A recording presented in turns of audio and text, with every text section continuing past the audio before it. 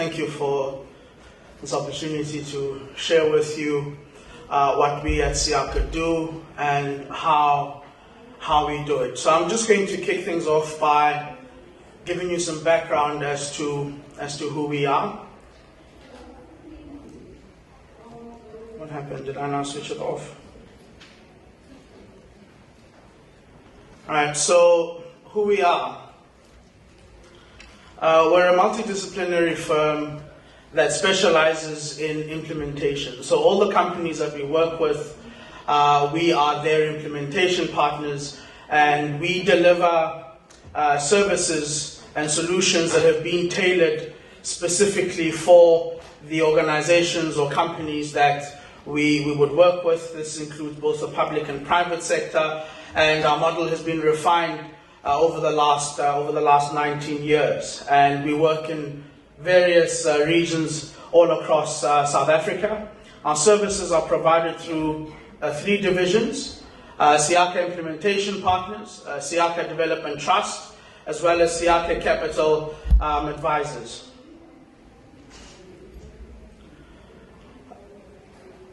So I'll start off with Siaka Implementation Partners. It's a dedicated implementation team which supports all of our strategy consultants. It's made up of BE Advisory, which we call localization services, people services, as well as development services. The focus is on implementing projects in such a way that they continue to live long past our involvement. So we don't just go in and implement strategy. We develop strategy, we implement the strategy, and we make sure that it's sustainable within that business where we're implementing it. We have a big focus on helping all of our projects, clients, and community interventions to achieve excellence in their design and implementation. Siaka Capital Advisors. This is where we focus on capital raising, so ownership, identifying potential partners. They conduct due diligence, corporate finance activity to close, raising funds for growth, so structuring financial models for value identification, identifying the access to grant or investment funding, and looking at mergers and acquisition models where we specifically like the model of, I like to move around, this is a little bit limiting. We specifically like to look at models where you have traditionally an established white company and the owner is of retirement age and is looking to exit from that business. And in such an instance, what we then do is we build a model that allows a black entrepreneur to work with that business and acquire that business over a period of time, ensuring that we're transferring skills, knowledge, as well as relationships. So it's a meaningful transaction for both sides.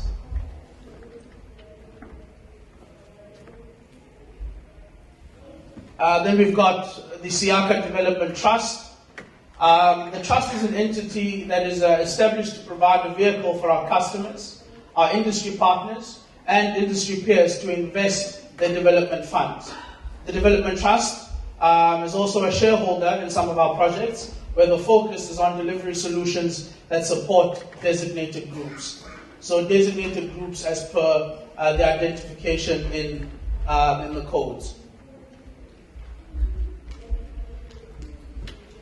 Now, in context of looking at all of this, we have to also consider some of the key challenges in South Africa and why it is important that in interpreting the codes and applying the codes to what we do, we're sincere about what we want to achieve, the outcome that we want to achieve. So whilst BEE remains important, the goals of transformation cannot be achieved without economic growth. The strategy of localization within government therefore becomes the most important imperative, because if we can achieve growth, then we will raise our transformation imperatives.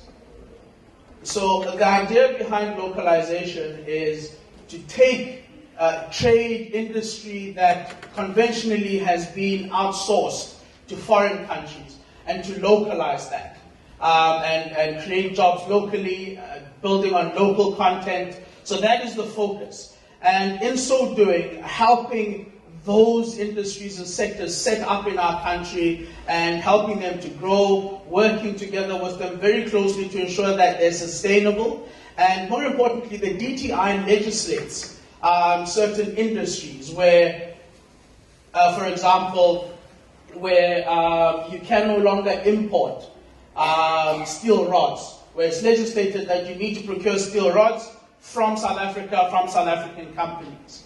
And localization suggests that we all need to take a more vested interest in 1, job creation, 2, capacity building, and 3, local content. So that is local manufacturing, assembly, and production. Now, yesterday, the former minister shared some stats that I had already included, that we had already included in the presentation. So part of the challenge that we're faced with when looking at enterprise and supply development, and you cannot separate enterprise and supply development from entrepreneurship, because that is what lies at the heart of ESD. So one of the highest, South Africa has one of the highest rates of unemployment in the world at 27%. And sadly, we stop counting someone or measuring someone as unemployed after 3 years. They're deemed to be unemployable. So we distinguish between someone who's unemployable and someone who's unemployed. Now, if we include these people in our unemployment stats, this is higher by another 26%. The South African youth under the age of 25 is an even more alarming 67.4% unemployment. And I'm sure you're all familiar with the stats about where Africa is going to be in terms of the number of youth on the continent. Those are potential people who could be employed. Now, if we implement the policies of enterprise and supply development correctly and work with institutions to foster entrepreneurship, those youth are the captains, future captains of industry. They are the ones who are going to employ youth, because young people generally employ young people. When a young person founds an organization, founds a company, and they start operating, they go out into the market and they employ young people. Unlike well-established companies that will only employ somebody who's been in the market for 5 years, has this and that experience. So it's very key that we look at youth enterprises as part of a model in creating a solution to the current social problems. Less than 5% of the SA labor force pay more than 50% of personal income tax. This means that less than 1.75% of the country's entire population pays more than 50% of personal income tax. And clearly a substantial portion of VAT, excise duties, import duties, and the fuel levy. Another 34,000 South Africans lost their jobs in the last quarter. We now distribute more than 22 million in social grants every month that rely on employment figures increasing. So in developing SMMEs, in working with SMMEs as procurement specialists and procuring goods and services from them, these are some of the things that we need to take into account when we sincerely apply government policy. And when this policy is applied and implemented within your organizations in a genuine way, it always ties back into your bottom line and the impact, the social impact that your organization can have in its local economy. So what is the solution? Some researchers have estimated that in South Africa, small and medium-sized enterprises, SMMEs, make up 91% of formalized businesses. They provide employment to about 60% of the labor force, and their total economic output accounts for 34% of the GDP. So who are you doing business with? Are they contributing to these statistics? Now this is where you're practically now applying a policy, a code that has been written by government. And once you understand the impact of what you do every day in selecting who you do business with, then what you're doing is you're cognizant of the impact of your daily decisions on South Africa's economy, on the creation, the development, and the sustainability of SMMEs. And more importantly, access to opportunities. We need to create ESD models that deliver growth, create jobs, and create sustainable businesses. If I give you an officer contract, a laptop, and business services, you're a charity, you're not a business. You're not in business. And unfortunately, we have a track record where ESD has been looked at as a charity. Black business owners look at enterprise and supply development, and I know I'm generalizing, but they look at it as a hand-me-down. Okay. I'm stretched out, I'm here to collect, it's my time. Is it? Do you have a legitimate business need to access funding? Does your business meet all our compliance requirements, your compliance requirements, in order for me to do business with you? If I don't meet those standards, you can't do business with me, whether I'm pink, purple, or green. So enterprise and supply development does not mean you lower your standards. It means we raise the standards of black SMMEs to meet your requirements, to enable you to do business with them. So we need to develop the SMME sector sincerely, not through the allocation of our smallest non-core contracts, but through a commitment to partnering with our suppliers to achieve growth, jobs, and long-term sustainability. To this SMME sector on which our hopes for economic growth rests. So if you are sincere in what you're doing, if you are sincere in how you're working with SMMEs, the roll-on effect is creating sustainability within the SMME sector. Our approach to enterprise and supply development. A plethora of funding exists in ESD investment. It is estimated that by 2015, 41 billion had already been invested in this key element. And that's in rands. This does not include the significant funding that government has made available. In addition to SMME development, the government has committed investment and resources to addressing the strategy of localization. Are you importing? What are you importing? Why are you importing? Is there no supplier locally who could be supplying?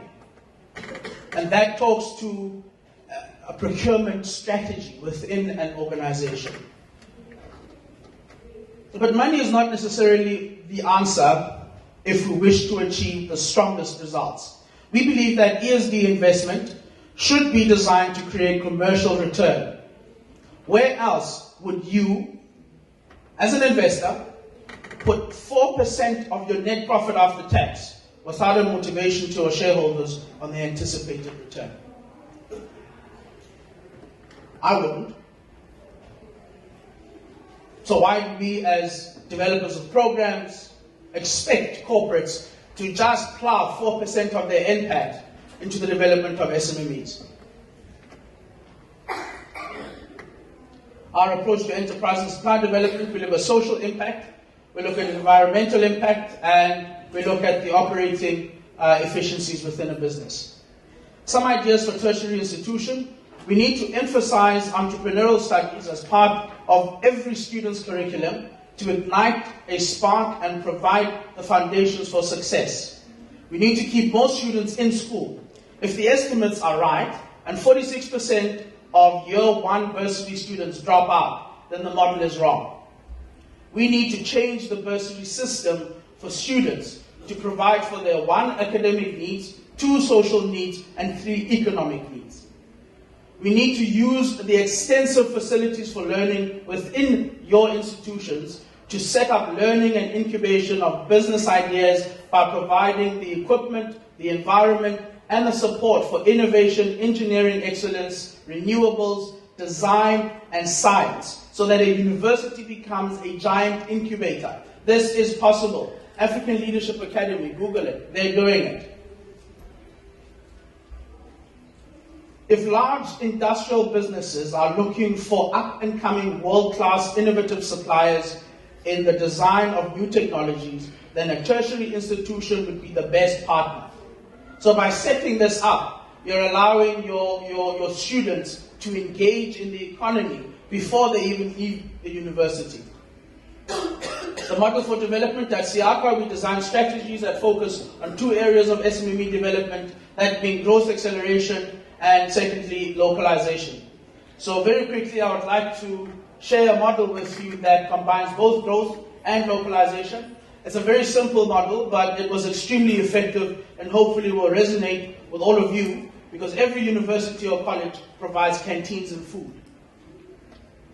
So our case study is Ntholeng Solution Group. Ntholeng Solutions Group is a services company providing security, cleaning, facilities management, and catering services. They needed to provide 30,000 meals per day in the Palale, in Mpho. Their strategy that we built for them included a joint venture with the local community forum, a structured skills transfer program to develop the organizational skills of the joint venture, including commercial skills, profitability, and financial controls, delivery with excellence, board responsibilities, and corporate governance. A commitment to buying local, developing local, and following an inclusive business model. We audited every farming operation, farmer or would-be farmer, that engaged with us. Through this process, we engaged with 150 entities. Some were micro, some were larger. Almost none achieved the right quality standards. We mapped out the current capability, the quality standards, and the development need. We implemented, over 3 years, a development program focused on quality and the emphasis on increasing quantities within the local area to meet the demand.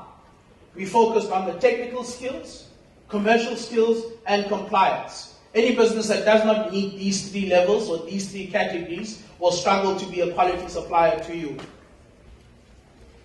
So by year 3, 72% of the procurement of local produce was delivered from farm to the kitchen each day. The cost of logistics to truck refrigeration of food up to the Palale each day was reduced. The costs of refrigerated storage, surplus supply, and management of sale was also reduced. The margin on the contract increased significantly after the initial 3 years of investment was due. So this is the return on investment. This is the ROI. And this is essentially just a map out of the model itself, where we're looking at capacity building through employees, suppliers, JV partners, and procurement looking at local produce. A bakery was set up, 72% local to site, and all of the businesses that were joint ventured here are black-owned SMMEs. So the critical success factors, and I know I'm running a little bit over time, but the critical success factors, you need 3 to 5 year development strategies that are built around the organizational need, your organizational need. Quality. Suppliers must meet the criteria. Some form of return on your investment so that participation is not interrupted. BEE needs to plug into your organizational strategy, and participation in transformation is an operating ethos. So that's just an overview of who we are, what we do, and how we've done it as it relates practically to a business and tying it back to their ROI, the stakeholders, the community around them. Thank you very much for your time.